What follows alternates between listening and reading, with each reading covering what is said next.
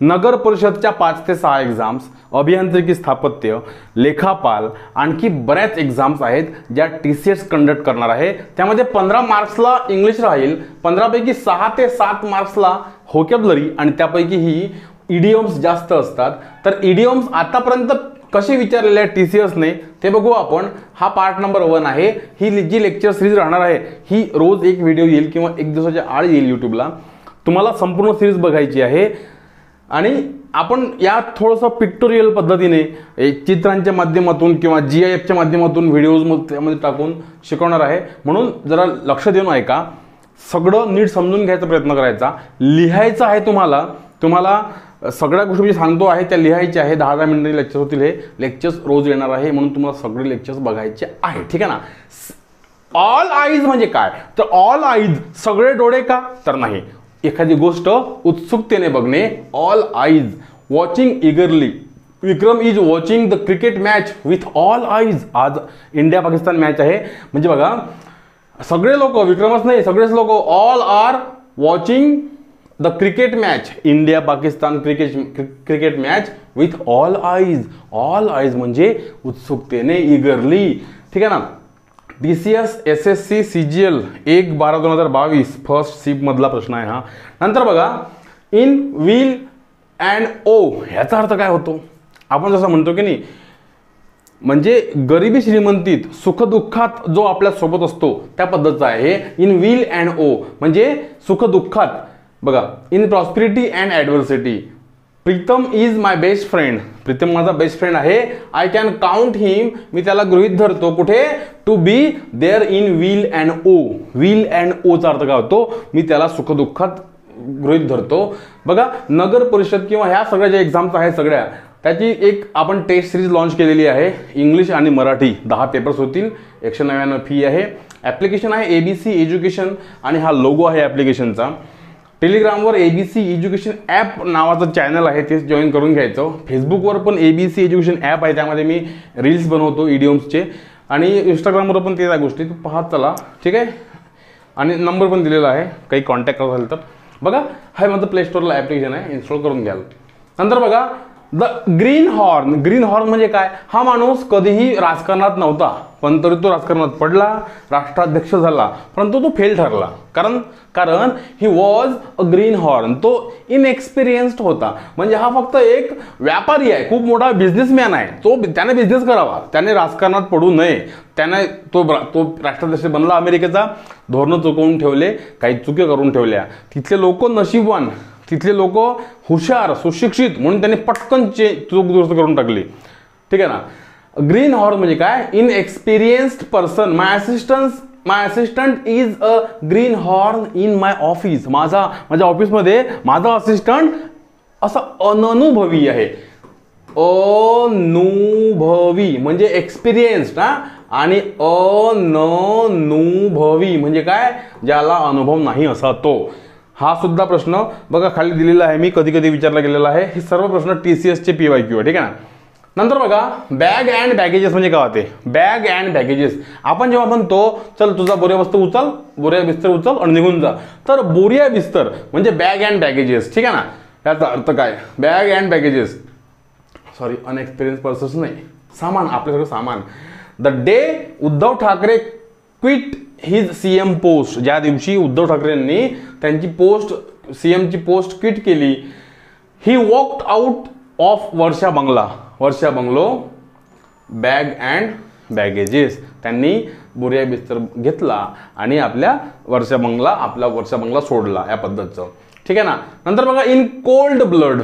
Cold blood म्हणजे काय होते, डेलिबरेटली, मुद्दामून किंवा अमानुषपणे, क्रुएल्टीने. ठीक आहे ना. एकदम असं निर्दयीपणे एखादी गोष्ट करणे. In a cruel way and without pity. ठीक आहे ना. पिटी म्हणजे दया, क्षमा, शांती. म्हणजे दया न दाखवणे. एखाद्याला मारला आपण तर क्रूरतेने मारणे. ठीक आहे ना. शी वॉज मर्डर्ड. तिचा मर्डर केला गेला. कसा, इन कोल्ड ब्लड म्हणजे डेलिबरेटली. म्हणजेच काय, तर इन कोल्ड ब्लड म्हणजे काय, मुद्दाम करणे किंवा असं अमानुषपणे करणे. नंतर अ स्केल्टन. स्केल्टनचा अर्थ काय होतो, सांगाडे. अ स्केल्टन इन द कपबोर्ड. कपाटात स्केल्टन असणे म्हणजे काय. बघा ह्या इडियम्स असतात. यांना कधीही शब्दशः घ्यायचा नसते, यांचा अर्थ शब्दशः कधीही नसतो, यांचा एक भावार्थ घ्यायचा असतो आपल्याला. याचा अर्थ काय होईल मग? The a skeleton in the cupboard. बघा नीट ऐका, नीट बघा, सगळ्या गोष्टी नीट बघायच्या जेणेकरून समजलं पाहिजे. आपल्या कपाटात जर सांगाडे असले म्हणजे काय, सांगाडे ठेवायची गोष्ट आहे काय नाही, पण तरी ते आपण ठेवले. याचा अर्थ काय? अशा काही सिक्रेट गोष्टी ज्या लोकांसाठी बेकार राहू शकते, एम्ब्रेसिंग राहू शकते, ज्याने आपलंही नुकसान होऊ शकते, म्हणून मग असे आपले काही राज असते आपल्या डोक्यात, ते फक्त आपल्यालाच माहीत असते. त्याला म्हटलं जाते a skeleton in the cupboard. म्हणजे आपल्या काही चुका असेल, आपले काही गोष्टी असेल, आपले काही सिक्रेट्स असतील ज्या फक्त एक दोन लोकांनाच माहीत आहे किंवा आपल्याला माहीत आहे या पद्धतीचं, त्याला म्हटलं जाते a skeleton in the cupboard. A skeleton in the cupboard and embarrassing fact to be kept secret. त्या सिक्रेट ठेवायला लागते, सांगला लागत नाही. On accepting the job accept करताना शिरीष अश्योर्ड हिज एम्प्लॉयर. शिरीषने त्याच्या एम्प्लॉयर्सला अश्योर केलं, खात्री दिली की that he had no skeleton in the cupboard, की त्याच्यावर म्हणजे जे त्याच्या कपाटात कोणताही सांगाडा नाही आहे, त्याचं कोणतंही राज नाही आहे. ठीक आहे ना, असा अर्थ. नंतर बघा fly into the passion म्हणजे काय? चटकन रागावणे. Fly into the passion, बोलता बोलता रागावणे, जेवण करता करता रागावणे, अभ्यास करता करता रागावणे, चालता चालता रागावणे, पटकन राग येणे. ठीक आहे ना. To become angry suddenly. और MLA flew into a passion. आमचा आमदार एकदम रागावला. On being ask about the scam बद्दल त्याला विचारल्याबरोबर आमचा आमदार रागावला, असा प्रश्न. बघा पेपरला प्रश्न आलेले आहे, सगळे PYQs आपण घेऊन राहिलो. ठीक आहे ना. To smell the rat. आता स्मेल द रॅट म्हणजे काय? स्मेल द रॅट म्हणजे उंदराचा वास घेणे का? नाही, त्याचा अर्थ असा नाही होत. कसं आहे, डाऊट येणे एखाद्याचा. आपल्याला वाटलं चाललं इथं आपण येऊन गेलो, काही प्रॉब्लेम होईल काय, असा डाऊट येणे म्हणजे to smell the rat. To have reason to suspect she has been working late with him पकडून घेऊ आपण. ठीक आहे ना. She has been working late with him every night. ती त्याच्यासोबत रोज रात्री उशिरापर्यंत काम करायची. दिस वीक या हप्त्यामध्ये आय स्मेल रॅट. मला काहीतरी डाऊट गेला, असा अर्थ. ठीक आहे ना. फेअर अँड स्क्वेअर म्हणजे काय होते? Honestly. India on cricket world cup match fair and square. Honestly एखादं काम करणे, जिंकणे एखादं. ठीक आहे ना. कोणती गोष्ट करणे, जिंकणे. Cut a poor finger. Cut a poor finger म्हणजे काय? प्रत्यक्ष चाकूने आपला बोट कापणे का? तर नाही. याचा अर्थ काय घ्यायचा? बॅड प्रेझेंटेशन करणे. समजा आपण गायक आहोत आणि खूपच बॅड प्रेझेंटेशन केलं. आपण डान्सर आहोत, डान्स करायला गेलो आणि त्याचा पचका झाला, त्याला म्हटलं जाते cut a poor finger to put a bad impression. She cuts a poor finger in my last show. तिने माझ्या लास्ट शो मध्ये एवढं बोगस प्रेझेंटेशन केलं. It was as it was extempore. असं तिने डान्स केला, असं तिने नाच सादर केला की जसं ती नवीनच आहे बा, असा अर्थ. ठीक आहे ना. ब्रेक द पाम म्हणजे काय होते? सॉरी, बिअर द पाम म्हणजे विजेता ठरणे. Bear the palm, to be a winner. My sister bore a palm in this competition. या कॉम्पिटिशनमध्ये माझी बहीण विजेता ठरली. सगळे प्रश्न पेपरला आलेले आहे. Bobs your uncle. आता बॉब्स युअर अंकल आपण वापरत नाही फारसं, परंतु इंग्लंडमध्ये वगैरे बॉब्स युअर अंकल म्हणजे काय? एखादी गोष्ट सहज अचिवेबल असणे, सहज मिळणे, सहज यश वगैरे मिळणे. To become easily and quickly achievable म्हणजे मी जर म्हटलं तुम्हाला हा तिकडे जा, माझं नाव सांग, just go there and just tell them you are a friend of mine. त्यांना सांग की तू आशिष भाकरेंचा मित्र आहे. And Bob's your uncle, you will get a job. And Bob's your uncle म्हणजे तुला हे सहज मिळून जाईल, तुला जॉब सहज मिळून जाईल या पद्धतीचं. Hit me below the belt. Hit me below the belt हा सुद्धा प्रश्न TCSला विचारलेला आहे. बिलो द बेल्ट, बेल्ट कुठे असतो आपला? कमरेवर. ठीक आहे ना. आणि कमरेच्या खाली जर कोणीतरी हिट केलं, मारलं, तर काय होईल? ते अनफेअर होऊन जाईल. जेव्हा बॉक्सिंग होते तेव्हा आपल्याला कमरेच्या खाली मारता नाही येत. तू इथे मार, इथे मार, इथे मार, पाठीवर मार, कुठे मार, परंतु कमरेच्या खाली मारता येत नाही, कारण ते अनफेअर होऊन जाते. मग जेव्हा आपण एखाद्याला कमरेच्या खाली मारतो, याचा अर्थ काय? आपण काहीतरी पाप करून राहिलो, आपण काहीतरी चुकी करून राहिलो, आपण अनफेअर करून राहिलो. बघा contrary to the principle of fairness म्हणजे योग्यतेच्या विरुद्ध. Something unfair in the argument or quarrel. हा भांडण झालं ठीक आहे, मग भांडण झालं आपण कोणाला खून करतो काय? नाही. एकदम त्याला आपण मारतो काय, मारून टाकतो काय? नाही. तर असं करणं म्हणजे चुकीचं करणं आहे. My boss has handed me the several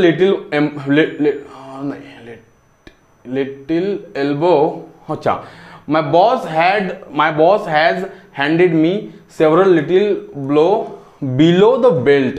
I don't like it. Sushmita said. सुष्मिताने म्हटलं की माझ्या बॉसने मला 3 वेळा हिट केलं म्हणजे बिलो द बेल्ट हिट केलं म्हणजे असं आपण असं मारतो ना, त्याला आपण बिलो द बेल्ट असं म्हटलं जातं. ठीक आहे ना. मला ते आवडलं नाही. सुष्मिता म्हणाली.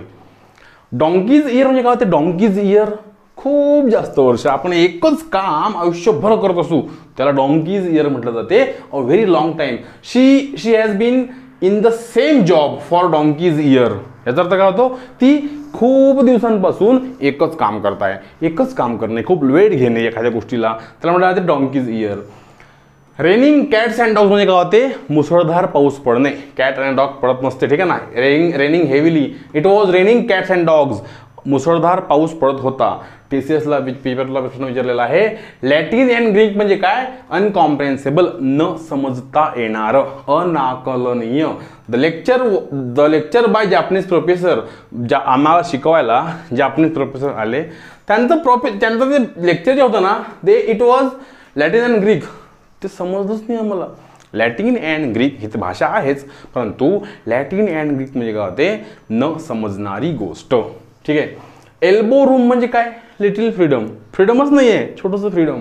ठीक आहे ना. Some people still feel that they have very little freedom to be innovative in their field.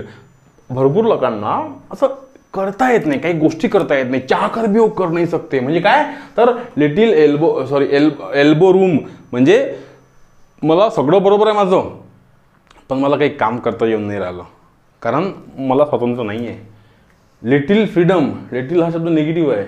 Freedom म्हणजे फ्रीडम नाही आहे असा अर्थ. ठीक आहे ना.